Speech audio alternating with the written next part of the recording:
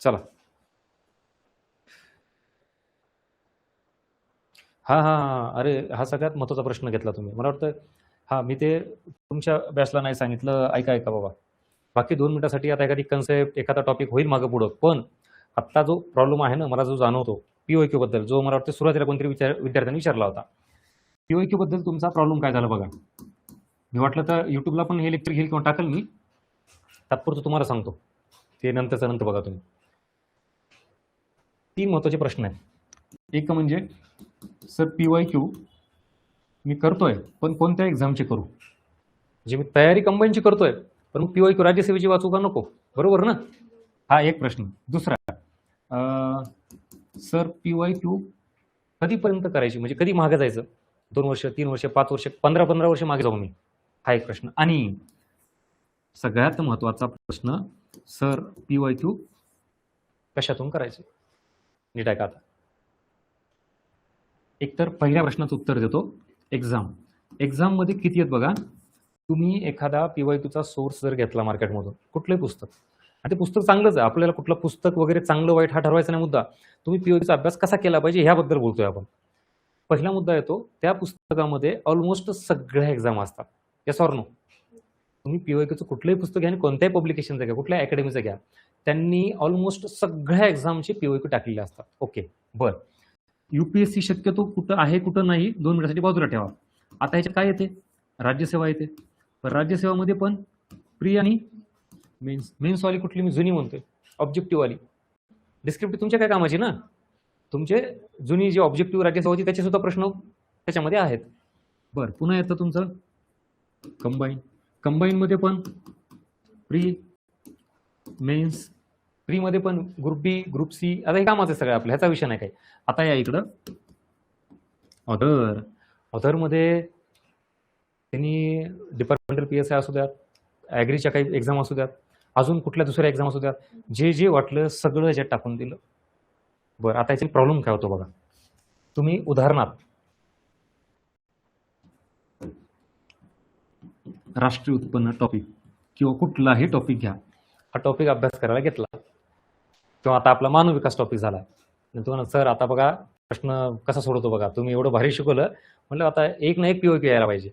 ह्या टॉपिकवर त्या पुस्तकामध्ये मी जसं सांगितल्याप्रमाणे आत्तापर्यंत समजा याच्यावर उदाहरणार्थ 20 प्रश्न आले असतील. फॉर एक्झाम्पल मी कंबाईनबद्दल बोलतोय. कंबाईनमध्ये आत्तापर्यंत उदाहरण परत, आता 20 म्हणजे 20च नाही, फॉर एक्झाम्पल 20 क्वेश्चन आले असतील, तर त्या पुस्तकात याच टॉपिकवर जवळपास किती प्रश्न असतात? 100.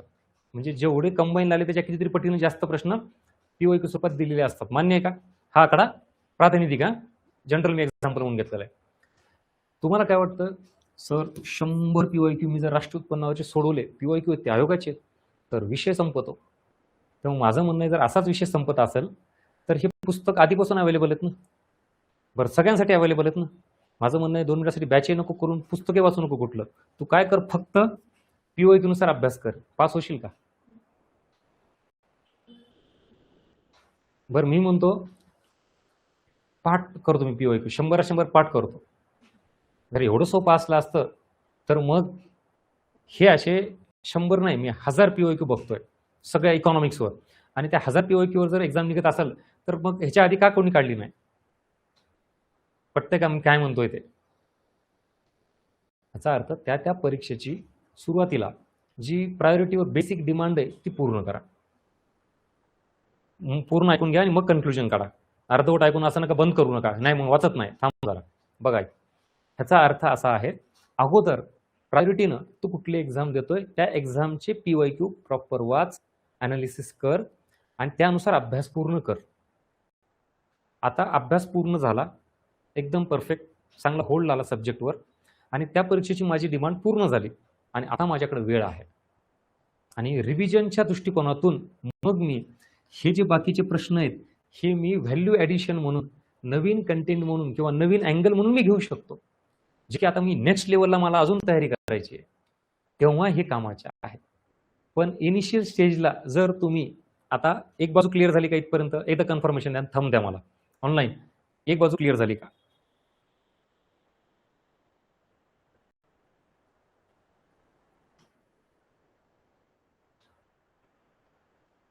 म्हणजे हे कामाचे आहेत का? तर कामाचे आहेत, पण कधी? अरे जेव्हा तुम्ही आधी कंबाईनचा सिलेबस पूर्ण कर बाबा, सगळं वाचून घे, सगळे टॉपिक पूर्ण कर, कन्सेप्ट क्लिअर कर, फॅक्ट्स पाठ कर आणि हे ह्याच्यानुसार अभ्यास कर आणि हे झाल्यावर मग इकडे अभ्यास तुझा वाढव, अजून थोडा हे नंतर टाक त्याच्यात. हा, आता बघा पुढं. जर तुम्ही असं केलं नाही, आता दुसरी बाजून समजून सांगतो. तुम्ही जर ह्या 100लाच बेस म्हणून अभ्यास सुरुवात केली, म्हणजे मी करतोय कंबाईनची तयारी, मी आता ह्या 20ला नाही, 20 कोणाचे ते कंबाईनचे आहेत आणि हे कोणाचे आहेत? ऑल आहेत. मी बेस कोणाला मानला? 100ला मानला. आणि मी जर अभ्यास करत असेल तर आता किती फाटे फुटतील तुमचे? विचार करा. राज्यसेवा प्रीला साध्या लेवलचे प्रश्न नसतात आणि त्यात जर तुम्ही राज्यसेवा मेन्स पण घेतली तर तुम्हाला असं वाटेल, डिप्रेशन येईल. सर मी अभ्यास करतोय, मला पीओक्यू सॉल्व्ह होत नाही. सर मी कितीही अभ्यास करतो. मग तुम्ही काय करता? एक सोर्स नाही, 2 सोर्स वापरता, 2 नाही 3. सर मग आता हे क्लास करतो, ते बरं सगळं करून पण पुरून उरतं. Not a joke. तुम्ही जर कंबाईन लेवल सोडला तर राज्यसेवा प्री, राज्यसेवा मेन्स किंवा इव्हन तुमची जुनी कंबाईन मेन्स सुद्धा, जी PSI STI ला वेगवेगळे प्रश्न असायचे भरपूर, ते सुद्धा प्रश्नाचे टाकलेले आहेत. म्हणजे तुम्ही परत सांगतो, ह्या कंबाईनला सुद्धा जुन्या मेन्सला जर बेस मानत असाल तर तुम्हाला हे माहित नसेल. STI, जुनी STI, त्याच्यामध्ये इकॉनॉमिक्सला किती प्रश्न होते? 55. 100 क्वेश्चन असायचे, 100 पैकी 50 ते 55 हे क्वेश्चन कोणाचे होते? इकॉनॉमिक्सचे. हो, आता कसं डोळे मोठे झाले. एवढं होते फक्त इकोचे, म्हणून तर ती STI होती जुनी मेन्स. बरं त्याचे सुद्धा प्रश्न कधी कधी ह्याच्यात आहेत तुमच्या. बघा तुम्हाला वाटत असेल तिथे STI 2013, STI 2014, 15 मेन्स दिसत असेल. आहे हे तुम्हाला कुठं माहिती? तुम्ही आपलं PYQ सर, सगळे PYQ सर, एवढे PYQ, अरे काय करतो ते करून. बरं त्याच्यात आणि ह्याच्यात फरक आहे ना. आता तुम्हाला किती मेन्सला? 10च क्वेश्चन आहे, 10.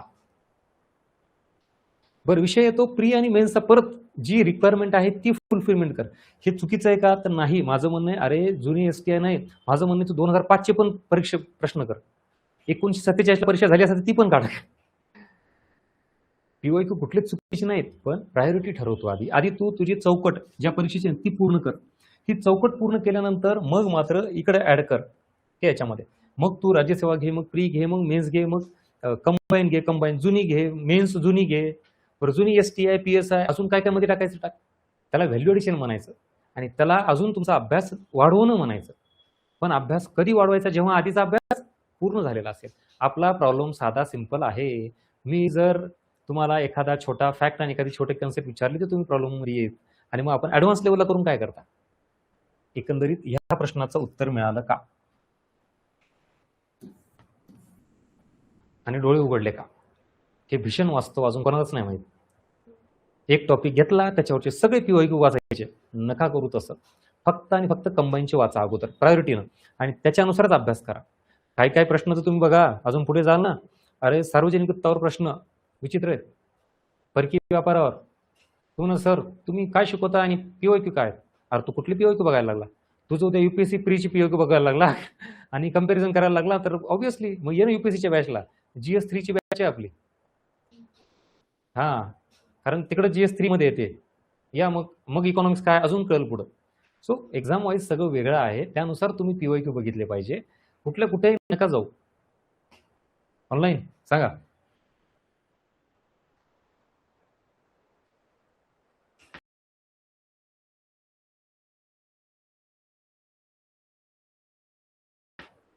आणि हे पटत असेल तर घ्या. मी परत सांगतो, इट्स माय पर्सनल ओपिनियन. तुम्ही ते ॲक्सेप्ट केलं पाहिजे, फॉलोच केलं पाहिजे. अजिबात माझा अट्टास नाही.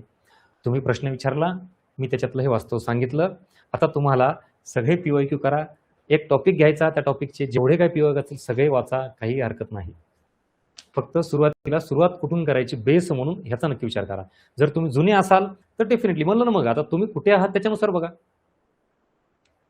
राईट.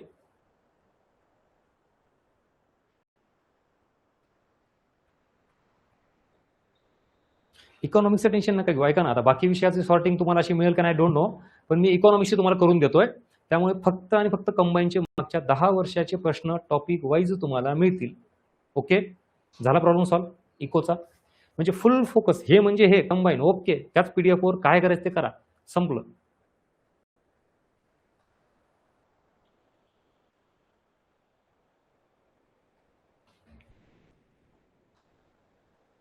मागच्या 5 वर्षाचे करा तुम्ही. ऐका ना, तुम्हाला आता जर या प्रश्नाचं उत्तर पाहिजे असेल तर आता इकडे बघा. या प्रश्नाचं उत्तर असं आहे, मागच्या 5 आधी प्रायोरिटी किमान पटकन अगोदर 5 वर्षाचे बघा आणि अभ्यासाला लागा आणि अभ्यास पूर्ण करा. आता एकदा अभ्यास पूर्ण झाल्यानंतर मग काय करायचं? मग 6व्या वर्षाचे पण जा ना मागे. बघा ना व्हॅलिडेशन म्हणून हरकत नाही ना, चांगली गोष्ट आहे ना. पीवायक्यू मधून लक्षात घ्या, फक्त अप्रोचच घ्यायचा असं नाही. रिसेंट पीवायक्यू मधून आयोगाचा अप्रोच आणि डायरेक्शन घ्यायची. जे आत्ताची 4-5 वर्षापूर्वीचे पीवायक्यू आहे त्यातून रिसेंट अप्रोच आणि डायरेक्शन घ्यायची. त्याच्या मागच्या पीवायक्यूतून काय घ्यायचं? इन्फॉर्मेशन, कंटेंट घ्यायची, की हा प्रश्न, हा फॅक्ट आहे, अच्छा ही कन्सेप्ट आहे जी आधी विचारली जायची, किंवा मग हे असं एखादं वाक्य आहे, अरे हा नवीन अँगल मिळाला मला, मग ते त्याच्यातून घ्यायचं. आता कळालं? आणि सोर्स काय तर आताच सांगितलं मी तुम्हाला, कुठलाही सोर्स असू द्या, कुठल्याही पब्लिकेशनचं पुस्तक असू द्या, ते ॲज इट इज फॉलो करू नका. घातक आहे. कितीतरी मुलं मी असं दाखवतो, मुलं मुली विद्यार्थी फक्त पीओक्यू मध्ये अडकलेत. मान्य करायचं नका करू. फक्त पीओक्यू मध्ये अडकलेत. त्यांचा सब्जेक्टच स्ट्रॉंग नाहीये, सब्जेक्ट वीक आहे, पीओक्यू वर कमांड आहे. काहीच फायदा नाही. म्हणजे तुम्ही काय करताय, बेस वीक ठेवताय आणि वर बिल्डिंग भारी बनताय. घर एक नंबर बांधलंय, टॉप, काय कलर दिलाय, काय फर्निचर केलंय, आणि बेस कधी घर पडेल सांगता येत नाही. बेस हा सब्जेक्टचाच असला पाहिजे. कन्सेप्ट, टॉपिक याच्यावर कमांड आणा. पीवायक्यू आणि ते दोन्ही एकत्र काम करतं. पण पुस्तकं घेऊन ठोकळे ते काही बिनाकामाचे असं नाही, मी परत सांगतोय, पण ॲज इट इज फॉलो करू नका. प्रचंड घातक आहे. तुम्ही पीवायक्यू मध्येच एवढे अडकून पडलायत, सब्जेक्टकडे फिरकायला वेळच नाही तुम्हाला.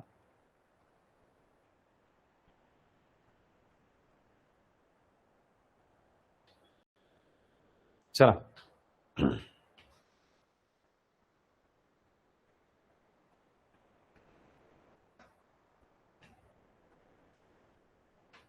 चला चला, काय अजून? अच्छा, हा हा, अरे आता कसं होतंय, तुमचे जसे प्रश्न येतील तसे विचारले. आधी म्हणलं ना, मग म्हणून मी प्रत्येक वेळेला माझा रिसर्च चालूच असतो. मी आधी सांगितलं नसेल कदाचित, पण आता मग जसा प्रश्न आला समोर की मी ह्या गोष्टी सांगतोय, म्हणून तुम्हाला आता का अजून माझं विद्यार्थ्यांना हेच सांगणं असतं की बाबांनो, अरे भेटा, बोला. बऱ्यापैकी शिक्षक जबाबदारी झटकतात, माझं उलट आहे. पुण्यात असाल तर या, पुण्याच्या बाहेर असाल तर फोन करा. भले नाही उचलला मी नंतर कॉलबॅक करेल, दुसऱ्या दिवशी कॉलबॅक करेल, पण मी शक्यतो फोन करत असतो रिटर्न. आता सगळ्यांचे नंबर पण सेव्ह नसतात, पण जेही नंबर येऊ द्यात, इव्हन मेसेज समजा नाही बघणं झाला, तुम्ही परत एकदा मेसेज करा. तुम्ही माझ्या मागे लागले पाहिजेत. तिथे उलट आहे, मी मागे लागतोय, ए बाबा बोल, काय डाऊट आहे विचार, सांग. आणि फक्त टॉपिक आणि सब्जेक्ट नाही. आता बघा, आज ही क्लिअरिटी गरजेची होती का नाही मला सांगा. म्हणजे आत्ता जे आपण जे बोललो ना टॉपिकच्या व्यतिरिक्त, हे काय इरिलेव्हंट होतं का? हे एक्झामच्या संबंधित होतं.